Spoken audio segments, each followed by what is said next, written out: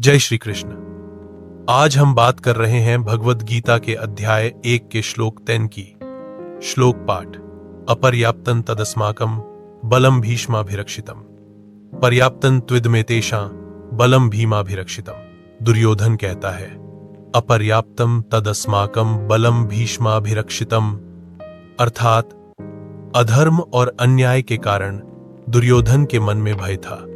उसकी सेना संख्या में बड़ी होते हुए भी एकता, निर्भयता और संगठन में पांडवों से कमजोर थी। दुर्योधन कहता है, हमारी सेना, जिसे पितामह भीष्म जैसे महान योद्धा की रक्षा प्राप्त है, फिर भी पांडवों की तुलना में पर्याप्त नहीं है। क्यों? क्योंकि हमारी सेना में एकता की कमी है।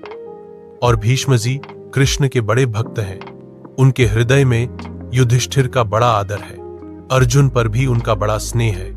इसलिए ये वे हमारे पक्ष में रहते हुए भी भीतर से पांडवों का भला चाहते हैं।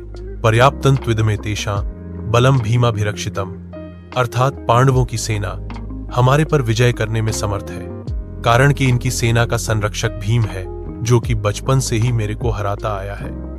यह अकेला ही मेरे सहित 100 भाइयों को मारने की प्रतिज्ञा कर चुका है। इसका शरीर वज्र के समान मजबूत है।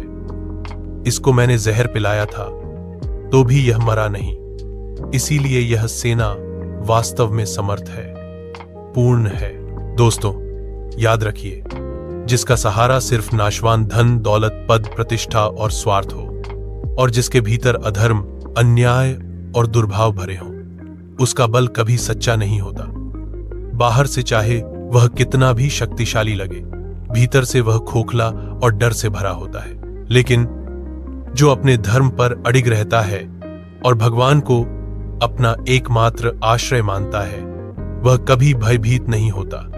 उसका बल अटूट और सच्चा होता है। इसलिए यदि आप अपना जीवन सफल और शांतिपूर्ण बनाना चाहते हैं, तो अधर्म और अन्याय का त्याग कीजिए। भौतिक सुख, संपत्ति को जीवन का आधार मत बनाइए। संयोग से मिलने वाले सुख के लालच में कभी अपने सिद्धांत और धर्म को मत बेचिए, क्योंकि याद रखिए, धन और लोभ से कभी स्थायी सुख नहीं मिलता, बल्कि यही आपके पतन का कारण बनता है। सच्चा बल, सच्चा सुख और सच्ची जीत केवल भगवान के आश्रय और धर्म के मार्ग पर चलने से ही मिलती है। अगर आपको यह व्याख्या पसंद आई हो, लाइक कीजिए, झर कमेंट कीजिए और थारा सब्सक्राइब जरूर कीजिए। कमेंट में लिखिए जय श्री कृष्ण।